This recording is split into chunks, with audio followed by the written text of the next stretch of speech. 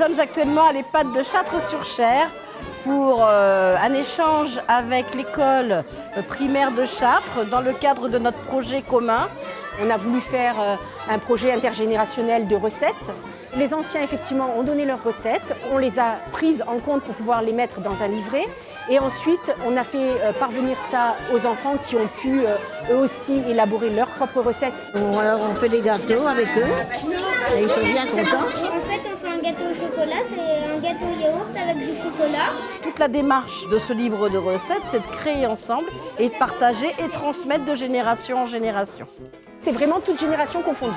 Ça va des enfants aux parents, aux grands-parents et peut-être même aux arrière-grands-parents puisque les anciens ont pris des recettes qui leur venaient aussi de leurs parents. Des recettes, j'ai commencé à en copier quand j'étais jeune fille en prévision du mariage. Mais avant, non.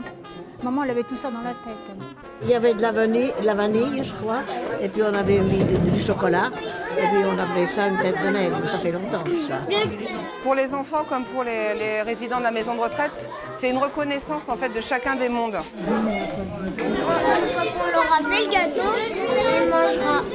C'est cette jeunesse qui est là et qui leur permet de se rappeler des bons moments de leur vie. Et ça nous change, ils viennent comme ça de temps en temps dans l'année, plusieurs fois. On apprécie. On est moins seul comme ça.